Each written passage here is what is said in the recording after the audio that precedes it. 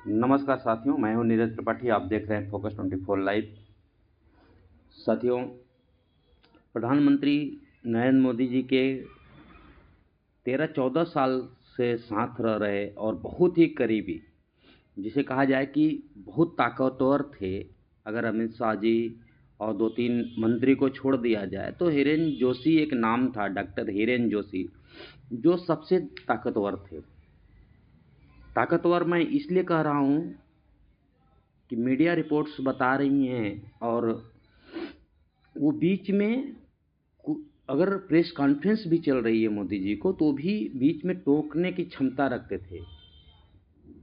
पिछले कुछ सालों से जब से प्रधानमंत्री नरेंद्र मोदी जी प्रधानमंत्री बनके दिल्ली आए हैं, तब से सभी बड़े चैनलों में बड़े संपादक को, बड़े एंकर्स को, पर उनका कंट्रोल था। एक बताया जा रहा है कि व्हाट्सएप ग्रुप बना था, ब्रॉडकास्ट ग्रुप बना था, जिसमें वो सीधे इंस्ट्रक्शन देते थे सुबह से लेकर शाम तक में कि आज चैनल पर क्या खबर चलनी है, बीजेपी की तरफ से क्या खबर चलनी है, कांग्रेस वालों के लिए क्या खबर चलानी है, कैसे कांग्रेस वालों को घेरना है।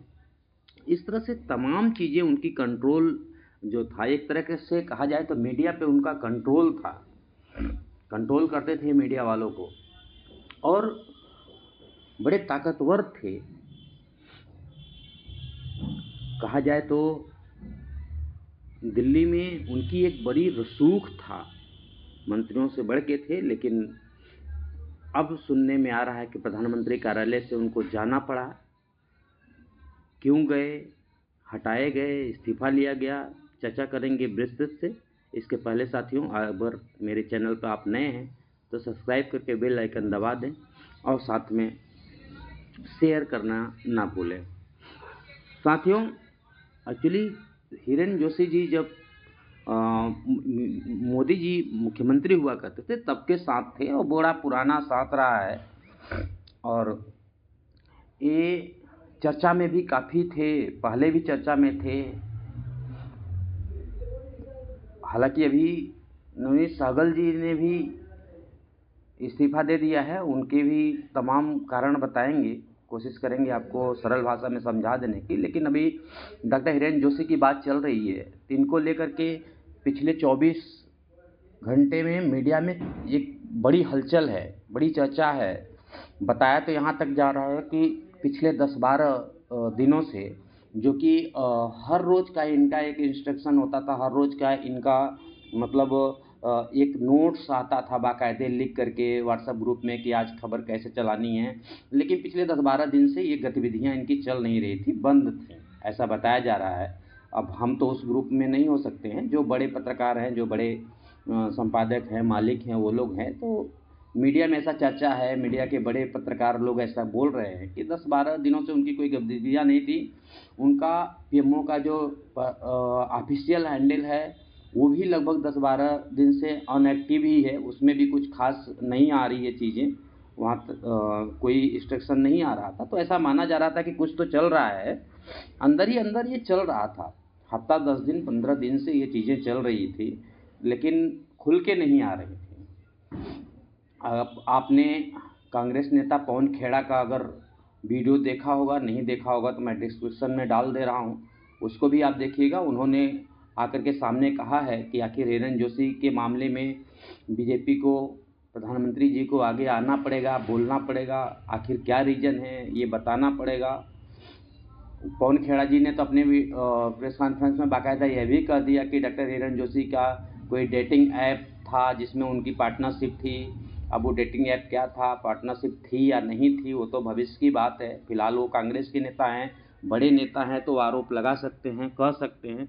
लेकिन साथियों, थोड़ा सा सोचने वाली बात है कि जो 12-14 साल का साथी हो, आपका कोई बहुत पुराना साथी हो और अचानक छोड़ के चला जाए, तो एक अजीब सा तो लगता ही है। ये चर्चा का विषय तो होना ही चाहिए कि आखिर सुबह से शाम तक गतिविधियों पर जो कंट्रोल करता था, जिसका एक मैसेज सवेरे मीडिया का वेट होता था। मीडिया जब सुबह अपने ऑफिस में, दफ्तर में जाती थी तो व्हाट्सएप अपना चेक करती थी, तो देखना चाहती थी कि डॉक्टर हिरेन जोशी की तरफ से कोई मैसेज आया है कि नहीं आया है।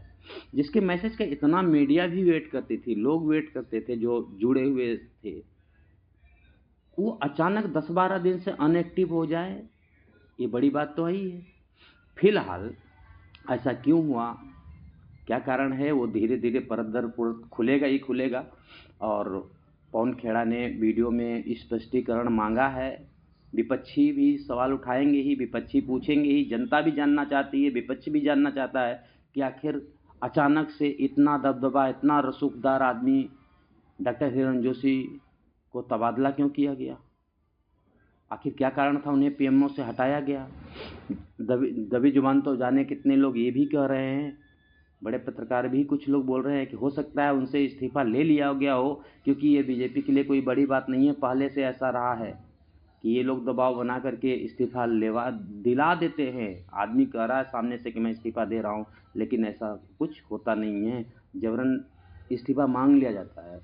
फिर भी एक लंबी रेस में साथ निभाने वाले आदमी को अचानक हटाए जाना, जब कोई आपके बिजनेस में, आपके किसी काम में, आपके किसी सफ़र में एक लंबा सहयोगी रहा हो और उसे अगर बीच में हटाया जाता है तो ये कोई छोटा मोटा कारण तो नहीं होता, कारण तो बड़ा है साथियों। अब यह कारण इंटरनल भी हो सकता है, कुछ और भी चीज़ें जो ओपन हुई हों, कुछ और भी बात हो सकती है, क्योंकि फर्स्ट सेकंड थर्ड 2-3 मंत्री के बाद अगर इतना रसूखदार कोई आदमी है, इतनी पावरफुल आदमी है, जो चर्चाओं में रहा है, जाने कितने मतलब पत्रकार सुबह शाम तक गुणगान करते रहे उनके, बड़े चैनल में, बड़े मीडिया वाले, तो आखिर अचानक से इस आदमी को क्यों हटाया गया, क्या कारण हो सकता है।